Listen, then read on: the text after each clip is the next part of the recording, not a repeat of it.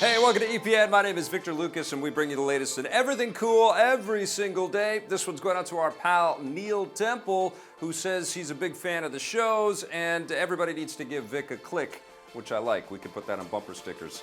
This rundown is dedicated to you. You can find a lot of cool things in Canada. Hockey, Timbits, free healthcare, and now Pokemon.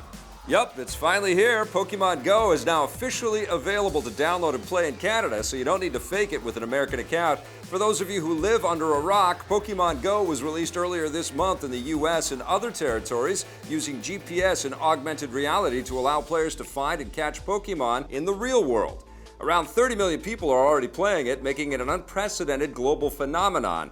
There have also been a few problems like overloaded servers and, more seriously, people not paying attention and walking into things while playing. Just this weekend, the game caused a massive frenzy in New York's Central Park, with thousands of players abandoning their cars and swarming the park when a rare Pokemon appeared. Obviously, Canadian players are going to be more polite, right? And if you want to go inside for some more stationary gaming, the Xbox One is getting a lot more attractive next month. The slimmer and lighter Xbox One S will be hitting stores on August 2nd. That's when the 2TB model will be available in the US and other selected regions, although Microsoft hasn't said what specific countries will get it first. As for the 1TB and 500GB models, you'll have to wait a little longer for those. Microsoft says they'll be shipping at a later date that has yet to be revealed. The Xbox One S is 40% smaller with a built-in power supply and USB ports on the front. You know, things that it should have had all along. It's also more energy efficient and can play video, but not games, in 4K. Games will look a little better though, because the Xbox One S features high dynamic range, or HDR, which gives a higher contrast ratio between light and dark. The controller has also been improved, now with a textured grip and Bluetooth support, making it easier to use with a PC. If you're excited about getting a new Xbox One, but you're on a budget, or you already have one of the older Xbox Ones, you might want to wait until next year. Microsoft is working on an even newer model, codenamed Project Scorpio, which will be much more powerful and is rumored to work with the Oculus Rift. We'll have more details on that as they develop. The Seven Kingdoms are looking a little smaller these days. HBO has announced that the 7th season of Game of Thones will consist of just 7 episodes, down from its traditional 10. That's not the only disappointing news for fans. As rumored, the show will also premiere in summer 2017, a few months later than its usual spring launch. This is because shooting is taking place a little later in order to have gloomier fall weather on location. Fans are anxiously awaiting the new episodes, more so than usual, thanks to the shocking events that unfolded in the last season's finale. Enjoy it while you can. Game of Thrones is expected to end its run and bring everything to a bloody conclusion with Season 8 in 2018.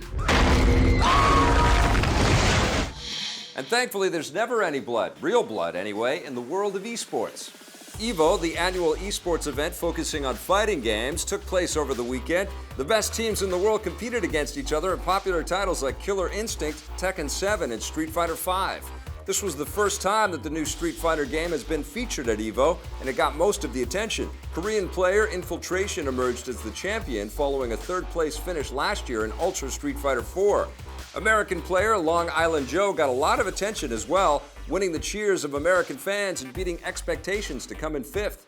Esports is obviously getting more and more popular in the gaming world, so much so that ESPN has even started covering it like traditional sports. The USS Enterprise is continuing its new mission and even adding Thor's hammer to its arsenal. With a new Star Trek Beyond set to beam down this weekend, Paramount Pictures has greenlit a 4th movie in their new Trek film series. Good.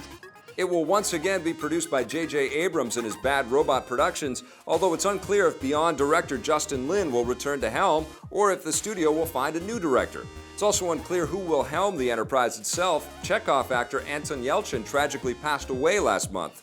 All of the surviving cast are expected to be back, and Paramount has also revealed that the 4th film will see the return of Thor star Chris Hemsworth as Captain Kirk's father. He appeared briefly at the start of the 2009 Trek film before he was Thor, and since his character died, there will have to be some kind of sci-fi explanation for this return. Expect the new Trek movie to beam down in the next 2 or 3 years. Hold on to something! And now that we've spent some time in the final frontier, it's time to head over to the galaxy far, far away. The annual Star Wars celebration took place in London over the weekend, where loads of new details about the franchise were announced. First up, Disney finally confirmed rumors that Hail Caesar actor Alden Ehrenreich will play the young Han Solo in the new spin-off film focusing on the character. They didn't reveal any plot details, but we do know that it will take place before the original Star Wars movie, which means we can expect a more hard-edged version of the scruffy smuggler.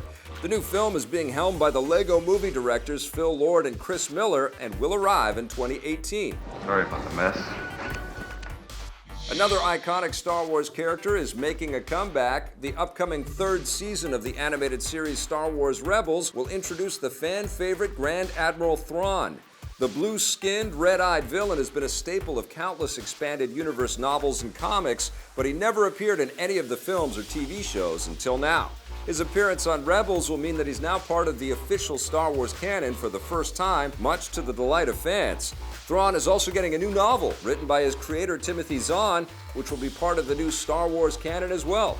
That hits shelves next spring, and the new season of Rebels premieres this fall. To defeat an enemy, you must know them. There were also plenty of big announcements shaking up the Star Wars video game world. The new virtual reality experience, Star Wars Trials on Tatooine, is now available to play on the HTC Vive headset. It takes place after the events of Return of the Jedi, thrusting players into the role of a young Jedi Padawan being trained by Luke Skywalker for his new Jedi Order.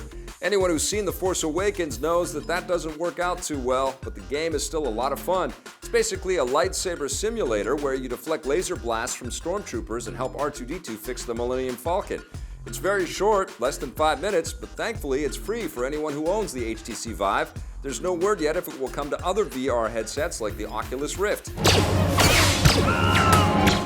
This isn't the only Star Wars virtual reality experience on the way. Disney is working on a VR adventure that will let players take the role of none other than Darth Vader.